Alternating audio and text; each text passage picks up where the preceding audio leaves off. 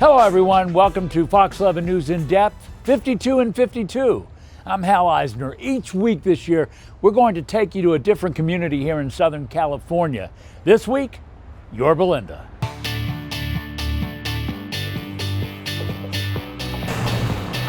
Yorba Linda became a city back in 1969. There's about 69,000 people who live here. It's about 20 square miles, give or take. The average median income is $124,000. The median age is in the neighborhood of about 43. And they just had a mayor here that was only 26 years old.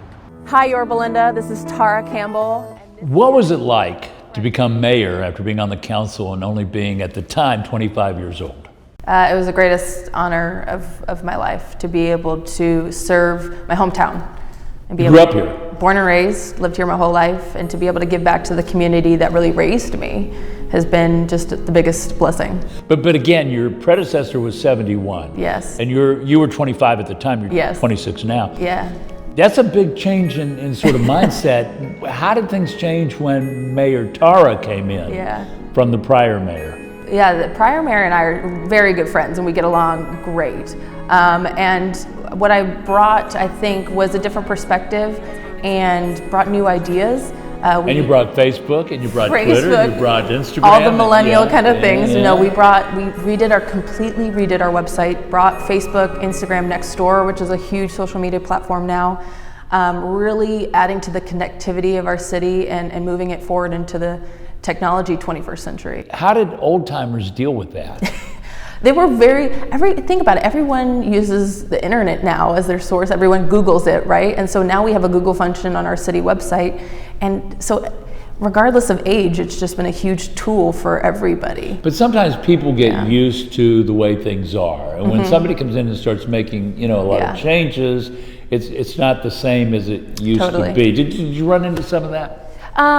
I think there's always, some pushback when it comes to change. I think it's when we were putting ourselves out there on social media, it's taking a risk. You're asking for people to view what we're doing, but really it's been such a positive experience. It's added to the positivity in the city, and you can feel it within the community. We've been able to highlight all the positive stuff that's happening here, and you can just tell our residents are proud to be a Yorba Linda resident and live here. So what are some of those positive things that you're proud of? We finally are opening the Yorba Linda Town Center, bringing in all these businesses that people are able to now dine in their city. There really wasn't a mall like that before? There was not. This was how over 20 years in the making. 20 years in the making, and it's finally here. We've been able to. They started working on this when you were 5? Yes, well, before that. Give that some thought for a second. I know. So it was a long time in the making, and people are so proud of it now. And I have gone to each of the businesses and done videos on social media. This time checking out Pete's Coffee. Let's go inside. To promote it so people get excited the week of. So I do a first look video and people are so excited, and then they go, and we want people to patronize our restaurants here. So it's really just added to that connectivity and having people feel involved. Well, what do you think you did as somebody with a younger mindset? What do you think you did besides bringing social media? Did you influence other young people to get involved in government here? Absolutely. I started the Young Civic Leaders Academy, which we've continued on. And it's a 6-week program for high school students in Yorba Linda, each week going over a different aspect of city government. It's giving them a positive, hands-on, nonpartisan way to be involved in their government today. They don't need to wait till they're older in life to give back. So your term ended in December. Yes. What's your legacy?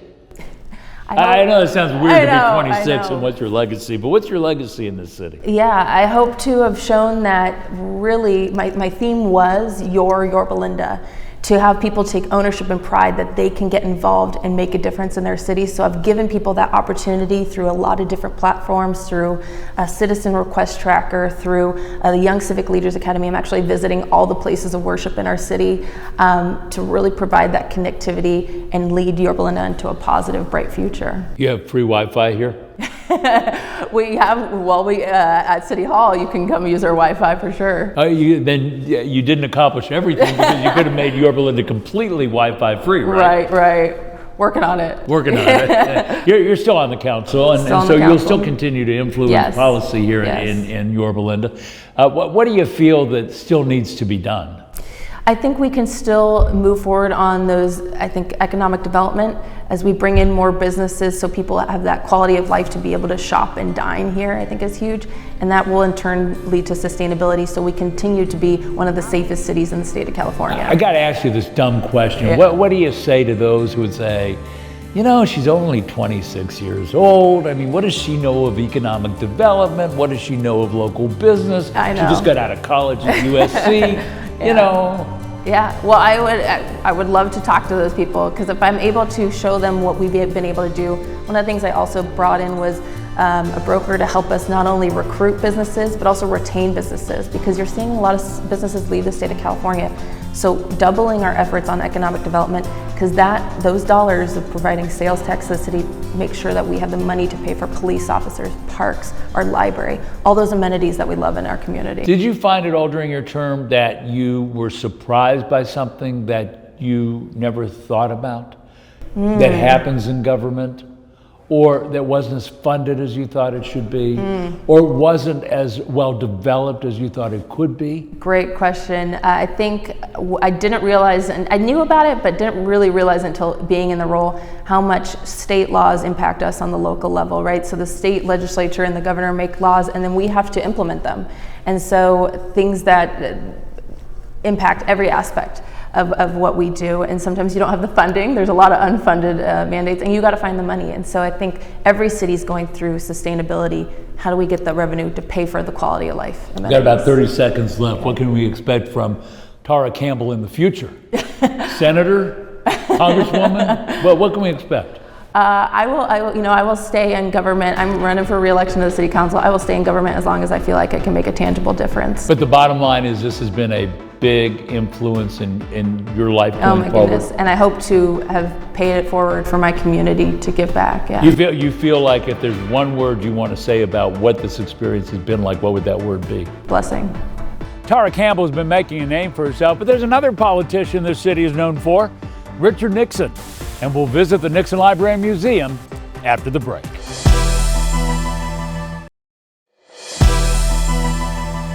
This is the Richard Nixon Presidential Library, the most popular attraction here in Yorba Linda. Originally, they were going to build it over in San Clemente, the Nixon Western White House, but they ended up deciding to build it here next to Nixon's Birthplace, a 9-acre citrus ranch on Yorba Linda Boulevard. And I want to invite all of you to visit this museum.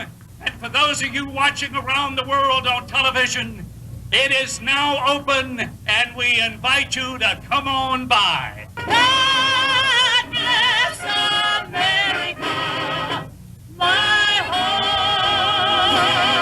home, sweet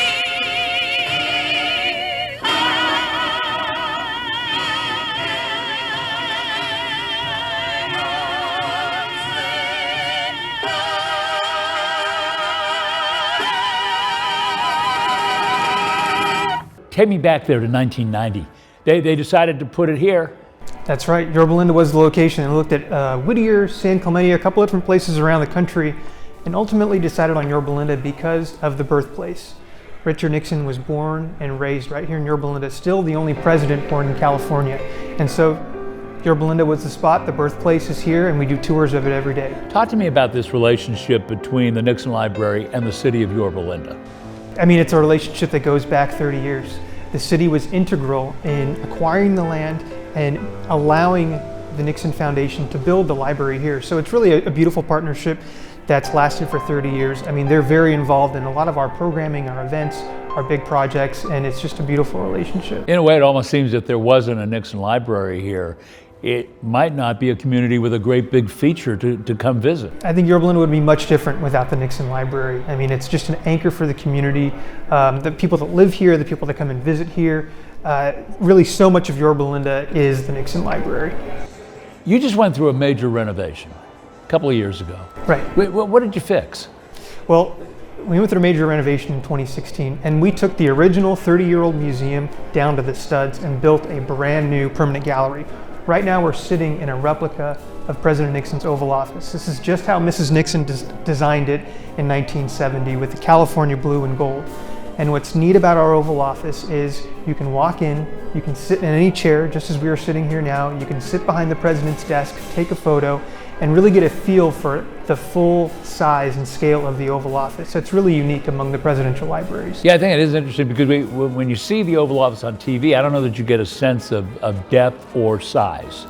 Right, we hear from visitors that think, I'm surprised how big it is, or I'm surprised how small it is, but you walk in and this is it. This is where, it all happens.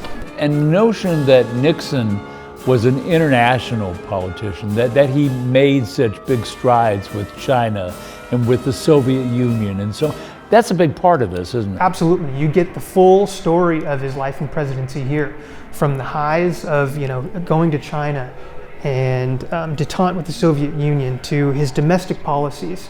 Not many people know that Richard Nixon created the EPA, that Richard Nixon signed Title IX, that he desegregated schools in the South. That is all covered here. And then, of course, the end of his presidency with Watergate and the resignation. That is all covered. It's the full story here at the Nixon Library.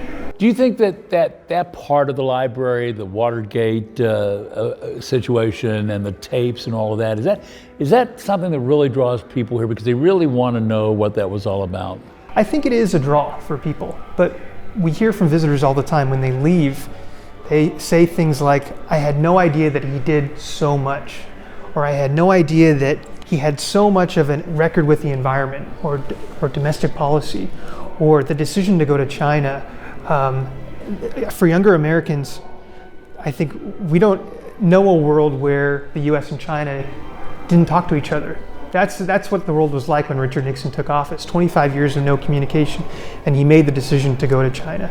The announcement I shall now read is being issued simultaneously in Peking and in the United States. So there's so much learning about the second half of the 20th century that you get here with a visit to the Nixon Library. First Lady Pat Nixon buried here, and then when Richard Nixon died of a stroke,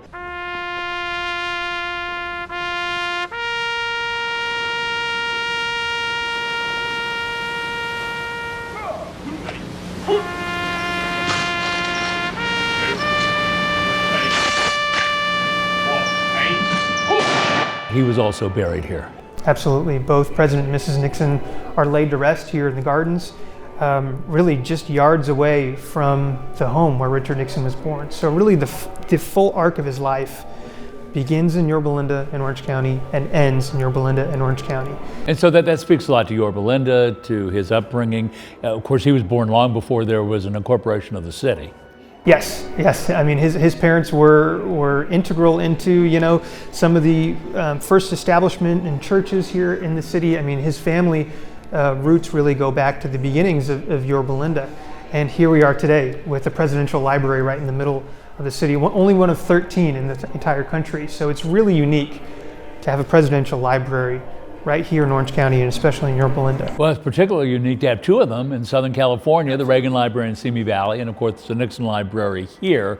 How would you quantify the level of tourism that comes into this community because of this library? It's hard to quantify it, but I would say that we are the #1 stop for tourists, of course, in Yorba Linda, and I think one of the top in Orange County when it comes to history museums, when it comes to historical places where you get a feel for American history. There's really nowhere else in Orange County like the Nixon Library. When you tried to remodel this place and you were looking to sort of make changes, what was your main goal in trying to do that? What were you trying to change that wasn't here before? In redesigning the Nixon Library just a few years ago, the main goal was to really bring his presidency to life, because for so many Americans, we're talking a presidency that is now 50 years ago. Richard Nixon took office in 1969. That's 50 years ago now. For a lot of Americans, they either weren't born or were very young or were in high school when Richard Nixon was in office. So this is really new history that you don't get in history class. In American history class, you may get a day or two of Watergate or Vietnam or China, but to really get the full life and career, a 50-year career in one day. But I was here in the old library. I would say it was pretty impressive back then. And so did you add technology? Did you try to upgrade to where young people today who are more tuned into, gadgets and gizmos would get a better feel for this? You're exactly right. That's exactly what we did. And now when you walk through the museum, we've had these interactive stations where you can go in and read through President Nixon's personal handwritten notes on those famous yellow pads. You could actually listen to the White House tapes. A lot of people know the tapes for Watergate. Those are here, and you can listen to those. But there's also tapes where Nixon and Kissinger are planning to go to China, where Nixon is talking about the moon landing and the Apollo program, where he's having conversations with his family. And you can go through the library and pick up a handset and listen in on those conversations, which is really neat and really unique. And that's why people, when they walk through here, they come out saying that I didn't realize there was so much. Exactly, because there was so much to his life and career that sometimes gets boiled down to China or Watergate or Vietnam, but you really get the full story here. If you wanted to tell people who haven't been here what the big deal is that we haven't talked about, what would you want to offer up? I mean, there's a whole lot more here than just China and Watergate. Right, so you have the presidential galleries, but you also have the original home where he was born, which you can walk through and see the original furnishings that belong to the family. You have the presidential helicopter that flew 4 presidents, including Nixon the day he resigned from office. That's the original helicopter that picked him up from the South Lawn.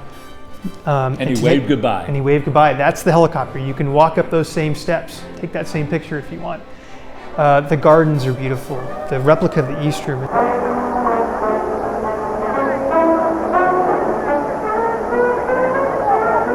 And then, of course, the final resting places of President and Mrs. Nixon are unique and a must-see.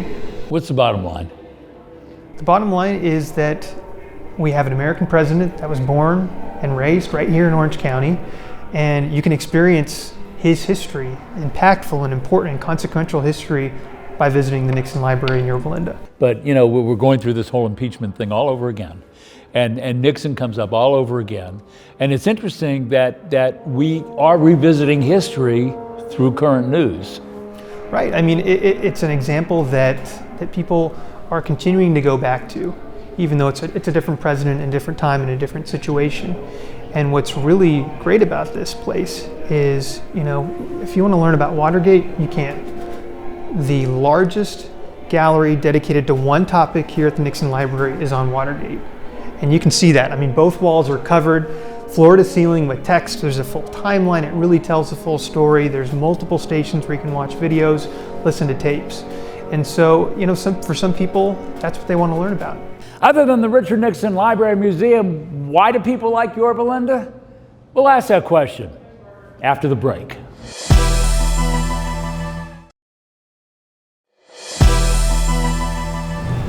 A local favorite in Yorba Linda is Nikkis Kitchen, and I talked with her in her kitchen.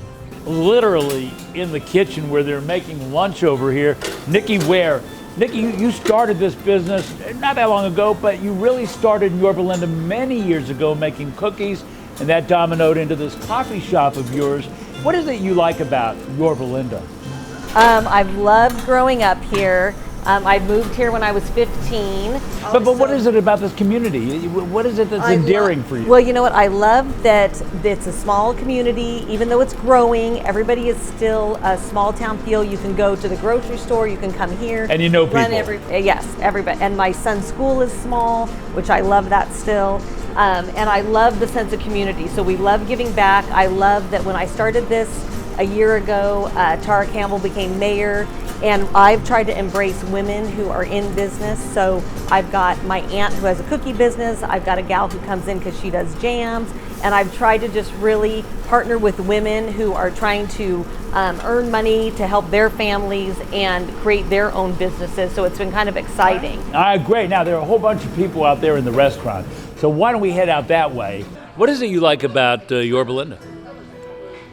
Yorba Linda is very family oriented. I have 3 small kids, and so that community of families really helps out in raising kids in this very family oriented city. Okay. All right, very good. Thank you very much. And so over here is one of those families she's talking about. That's happy, right? And what makes you happy? Oh, well, living in Yorba Linda. Why? Well, what is it about this town? Well, it's absolutely family oriented. It's the families we have met have been amazing, and it's safe, it's clean, amazing parks. Well, what do you like about Yorba Linda? Not too much anymore. Why? It's grown out of hand. I can't ride my horse down the street. That's what I moved here for. You used to like doing that, huh? Yeah, I hate to be negative, but... Yeah, it is what it is. What about you guys? Kind of the same thing. I've lived here 40 years as well. It's just gotten too crowded. So that would happen, wouldn't it? It's not the land of gracious living anymore. Meanwhile, in the back part of this restaurant, there's an art gallery. This is where there are people that come in and learn how to paint. And there's some people here from Yorba Linda. Hi, guys. And let's find out, what's your name? Lori. Lori, anyway, why do you like Yorba Linda? So I've lived here for 35 years, and I think How can that be? You're only 29. Yeah, I know. And so I think I like the small community feel. And all my kids have gone to school here. Now my grandkids are going to school here, and we've got a new Main Street. So it just feels like a nice little suburban community. It does. Is I that love what it. it is? Yeah. Now I think hi, and this young lady over here, painting this very large picture. What's your name? Kathy Reed. Hi, Kathy. So let's see that picture. Oh, that's very pretty. And it's not Yorba Linda though. Yes, it is. It's actually East Lakes and Yorba Linda. Is that Yorba Linda right It's there? the waterfalls in Yorba Linda, East Lake. That's very pretty. And so you have businesses here. Why do you like to do business in Yorba Linda? I opened my first business here in 1985. It was a hair salon, and I just like how Yorba Linda has so much to offer, you know. And then at the end of my career, and I find Lori, and I've always wanted to be an artist, so now I get to quit hair and do art with Lori here in Yorba Linda. It's so realistic. It feels like we could jump in there and just cool off. Go ahead. You're watching Fox 11 News In Depth, 52 and 52.